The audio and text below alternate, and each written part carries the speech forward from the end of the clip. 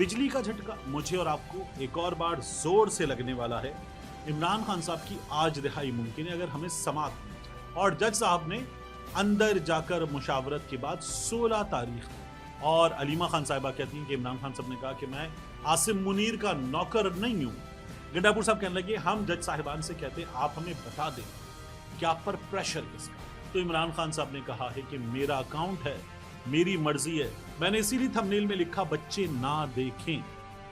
तलत हुसैन साहब जो हैं, फलक जावेद के केस में हुआ यह कि जज साहब ने 5 दिन का रिमांड दे दिया है।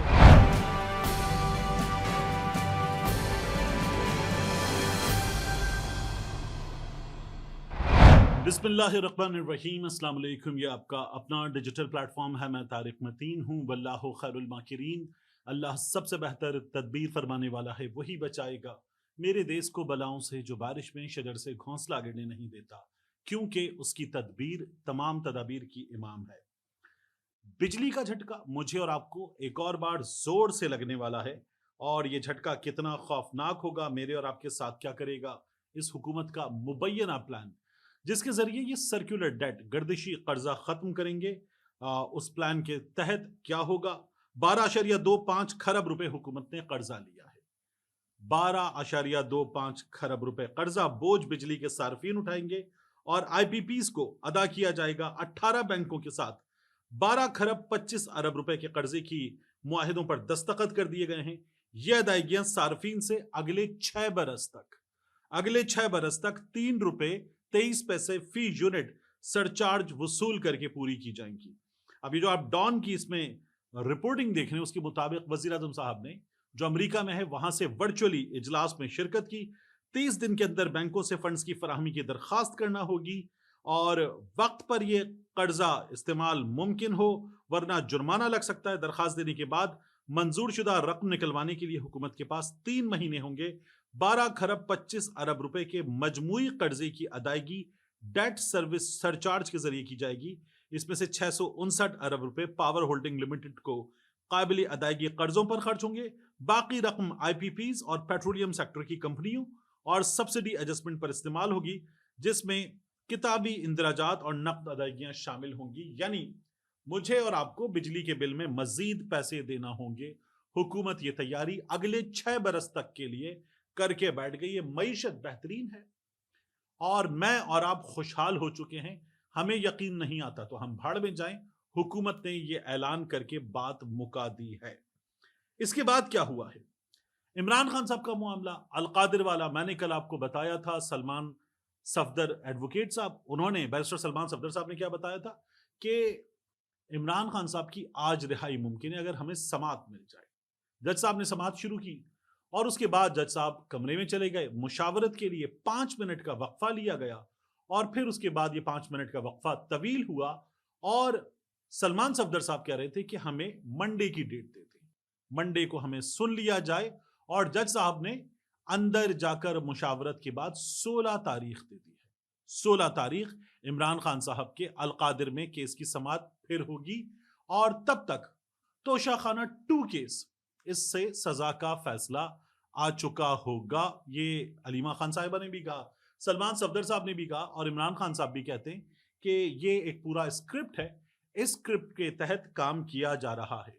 इस दौरान एक काम हो रहा है, बड़े जोर शोर के साथ इमरान खान साहब से जाके ये पूछा जा रहा है कि आपका अकाउंट कौन चला रहा है, आपके अकाउंट पर जो कंटेंट आता है ट्विटर पे, वो कंटेंट कौन देता है, कौन अप्रूव करता है और कौन पोस्ट करता है।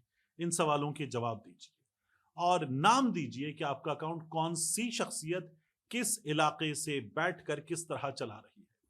इमरान खान साहब ने ये कहा कि अकाउंट जो भी चला रहा है वो मेरे भरोसे का बंदा है, वो मेरे कहने पर ही, मेरी हिदायत के मुताबिक अकाउंट चला रहा है और उस पर जो कंटेंट है वो मेरा है। जो जो अल्फाज उस पर मौजूद हैं उनको मैं ओन करता हूं। पाकिस्तान तहरीक इंसाफ के रहनुमा अली मोहम्मद खान साहब आसमा शिराजी साहिबा के प्रोग्राम में मौजूद थे और वो कह रहे थे कि इमरान खान साहब के ट्वीट में आने वाला कंटेंट तमाम का तमाम तो इमरान खान का नहीं होता। अब इमरान खान साहब ने उसको ओन करके ये बता दिया कि अली मोहम्मद खान साहब या कोई और कुछ भी बात करे, वो कंटेंट तमाम उनका होता है। जब ये पूछा गया कि इमरान खान साहब इसमें ये कर सकते हैं, ये नहीं कर सकते, चेंजेस क्यों नहीं कर लेते, तो इमरान खान साहब ने कहा है कि मेरा अकाउंट है, میری مرضی ہے. اور علیمہ خان صاحبہ کہتی ہیں کہ عمران خان صاحب نے کہا کہ میں عاصم منیر کا نوکر نہیں ہوں کہ جو کہا جائے گا وہ کہوں گا, جو میری مرضی ہے, میرا اکاؤنٹ ہے, وہ میں کہوں گا. کہ میرا اکاؤنٹ ہے, میری مرضی ہے, کہ میرا اکاؤنٹ ہے, میری مرضی ہے. عمران خان صاحب نے یہ بات کی. اس موقع پر علی امین گنڈا پور صاحب موجود تھے. علی امین گنڈا پور صاحب نے جو بات کی نا, وہ سننے کے بعد مجھے بہت ہی دلچسپ لگی, اور میرا دل چاہا کہ میں گنڈا پور صاحب سے سوال کروں. گنڈا پور صاحب کہنے لگے ہم جج صاحبان سے کہتے ہیں آپ ہمیں بتا دیں کہ آپ پر پریشر کس کا ہے. گنڈا پور صاحب کہنے لگے آپ ہمیں بتا دیں آپ پر پریشر کس کا ہے. تو گنڈا پور صاحب اب آپ یہ کریں گے, آپ پوچھیں گے کہ جج صاحبان آپ کو بتا دیں کہ ان پر پریشر کس کا ہے. یعنی چلے مرضی ہے آپ کی, اگر آپ یہ پوچھتے ہیں تو آپ یہ بات پوچھ لیجئے. میں نے آپ سے کہا تھا اس ویڈیو میں, جنہیں ہم ہکس کہتے ہیں, کمنگ اپ کہتے ہیں, وہ جملے جو ہم آپ کو سناتے ہیں کہ اس ویڈیو میں آگے کیا آ رہا ہے, وہ بھی میں آپ کو بتاؤں گا. تو طلعت حسین صاحب سینئر ہیں, اینکر ہیں, صحافی ہیں, انہوں نے ایک پروگرام کیا, اور طلعت حسین صاحب نے اس پروگرام میں سلمان اکرم راجہ صاحب کے حوالے سے سوال کیا. تھم نیل میں سلمان اکرم راجہ صاحب پر سوال کیا, اور انہوں نے تصویر لگائی سلمان اکرم راجہ صاحب کی, فلک جاوید صاحبہ کی. پھر اپنی ویڈیو میں بھی گفتگو کرتے ہوئے طلعت حسین صاحب نے سلمان اکرم راجہ کی ایسی تصویر لگائی کہ جس میں فلک جاوید سیلفی لے رہی ہیں اور سلمان اکرم راجہ موجود ہیں. یہ بڑے آدمی ہیں, مشہور آدمی ہیں, کوئی بھی ان کے ساتھ پارٹی کے اب سیکرٹری جنرل بھی ہیں, تصویر لے گا. لیکن ایک الزام لگایا گیا تھا حسن ایوب کی جانب سے, دیگر لوگوں کی جانب سے, مسلم لیگ نون کے بعض عہدیداروں کی جانب سے. تو طلعت حسین صاحب نے اس الزام کو دہرایا اور کہا, اور ازما بخاری نے بھی, حکومت پنجاب کے یوٹیوب چینل پر ازما بخاری صاحبہ بات کرتی ہیں, انہوں نے بھی کہا کہ یہ سلمان اکرم راجہ صاحب کا اپارٹمنٹ ہے, وہاں سے پکڑی گئی ہیں, اس کی انہوں نے تصویریں بھی چلائیں ازما بخاری صاحبہ نے. اب سلمان اکرم راجہ صاحب یہ انکار کر چکے کہ یہ میرا کوئی اپارٹمنٹ نہیں ہے, اس کا مجھ سے تعلق نہیں ہے, اور مجھے اس بارے میں کچھ بھی نہیں پتا. لیکن اس کو سلمان اکرم راجہ صاحب سے بعض لوگ جوڑ رہے ہیں. اب یہ کوئی خاتون کسی کے اپارٹمنٹ سے پکڑی گئی, گھٹیا فضول مہم شروع کر دی گئی ہے. اور طلعت حسین نے اپنی ویڈیو کے آغاز میں فلک جاوید کے حوالے سے بات کرتے ہوئے کہ یہ جس طرح کی لینگویج کا استعمال کرتی ہیں, جس طرح کی باتیں کرتی ہیں, جس انداز میں کرتی ہیں, اپنے ٹویٹر پہ جو لفظ لکھتی ہیں, گالم گلوچ کرتی ہیں, یہ کتنی غیر اخلاقی ہے.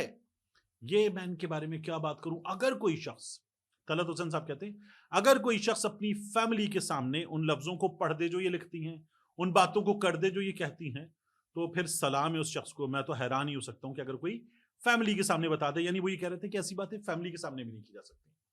میں نے اسی لیے تھم نیل میں لکھا بچے نہ دیکھیں. طلعت حسین صاحب جو ہیں ان کے یوٹیوب چینل کا تھم نیل آپ کے سامنے ہے. یہ ہم جنس پرستی پہ ویڈیو کرتے ہوئے مراد سعید عمران خان کے بارے میں جو گھٹیا باتیں ہوتی ہیں, وہ باتیں طلعت حسین صاحب نے اپنی ویڈیو میں ڈسکس کی اور یہ تصویر لگائی. یہ تصویر طلعت حسین صاحب نے لگائی. پاکستان کا ایک صحافی جو سرکاری ادارے کو ہیڈ کر چکا, جو مختلف اداروں کو ہیڈ کر چکا, جو ہم سے کہیں سینئر ہے, جس سے بڑے بڑے اداروں کی سربراہی کا اعزاز حاصل ہے, وہ صحافی یہ گھٹیا تصویریں استعمال کر رہا ہے. اور ان تمام گھٹیا تصویروں کو استعمال کرتے ہوئے عام ٹویٹر صارفین کو, کسی پارٹی کے سوشل میڈیا ایکٹیوسٹ کو, سپورٹر کو, اتنا بڑا صحافی, یہ گھٹیا تصویر استعمال کرنے والا, ان پہ باتیں کر رہے کہ وہ یہ کر رہے ہیں. تو طلعت صاحب, آپ نے سلمان اکرم راجہ کے حوالے سے بھی جو بات کی وہ بھی لچر, اور آپ نے جو اپنے تھم نیل میں چیزیں دکھائیں وہ بھی لچر, اور آپ کے مرحوم بھائی کے معاملے میں جو آپ کی فیملی نے, ان کی فیملی نے کیا, آپ کے رشتہ دار ہیں وہ لوگ, وہ آپ کا سر شرم سے جھکا دینے کے لیے کافی ہے. لیکن لگے ہوئے آپ, لگے رہے, آپ کو احساس ہی نہیں ہے کہ اس کا کیا نتیجہ ہے. تو بہرحال کیا بات کی جائے اس پر, مرضی ہے آپ کی, آپ لگے رہیے. آپ کو اپنی سینیورٹی کی, اپنی شخصیت کی, باقی کسی چیز کی عزت کا احساس نہیں ہے تو یہ بتایا جائے گا کہ آپ کیا کر رہے ہیں. عمران خان صاحب کے کیس میں ہوا یہ کہ جج صاحب نے 16 اکتوبر کی لمبی تاریخ دے دی ہے. فلک جاوید کے کیس میں ہوا یہ کہ جج صاحب نے 5 دن کا ریمانڈ دے دیا ہے. اور جسٹس طارق محمود جہانگیری صاحب کا کیس, وہاں پر اب ہمارے سامنے سندھ ہائی کورٹ سے حتمی رپورٹ آنا باقی ہے. 30 تاریخ کو, ستمبر کی 30 تاریخ کو جسٹس طارق محمود جہانگیری صاحب کا کیس آئینی بینچ کے سامنے لگ گیا ہے. امین الدین خان صاحب کی سربراہی میں یہ کیس سنا جائے گا. जो बेंच की कॉन्स्टिट्यूशन है उसको देखते हुए सुप्रीम कोर्ट ऑफ पाकिस्तान को कवर करने वाली मरियम नवाज साहिबा ये बता रही हैं कि ये फैसला 4-1 से आ सकता है तारिक महमूद जहांगीरी साहब के खिलाफ, जिन्हें डोगर कोर्ट ने काम करने से रोका है। हालांकि ये जमाल बंदोखेल साहब कह चुके कि किसी जज को काम से नहीं रोका जा सकता, सिर्फ एक तरीका है काम से रोकने का, वो तरीका है सुप्रीम जुडिशियल काउंसिल। इसीलिए आप देखिए ना कि हुआ क्या, जो डोगर साहब हैं उनकी अदालत में डोगर तेरी जिंदगी शर्मिंदगी शर्मिंदगी के नारे लग रहे थे। के आगा साहब सिंध हाई कोर्ट में, वहां नारे लग रहे थे काला कोट काली टाई, के तेरी शामत आई। तो ये जज साहिबान के साथ हो रहा है, क्योंकि वो जो सवाल अलीमीन गंडापुर साहब पूछ रहे हैं ना, बताएं आप पर किसका प्रेशर है, तो जिसका प्रेशर है उसके नतीजे में जज साहिबान के साथ ये हो रहा है। आखिरी चीज बहुत इंपॉर्टेंट है, ये वीडियो देखिए। ये वीडियो है अदालत के बाहर एक गाड़ी की नंबर प्लेट तब्दीली की। हमारे यहां अक्सर होता है कि किसी को अदालत लाया जा रहा हो, किसी को उसके घर से उठाया जा रहा हो, किसी को कहीं ले जाया जा रहा हो, या किसी को बीच रास्ते में से गायब किया जा रहा हो, तो उन गाड़ियों पर जो नंबर प्लेट होती है वो नंबर प्लेट अक्सर व बेशतर असली नहीं होती। ये एक अदालत के बाहर का मंजर है।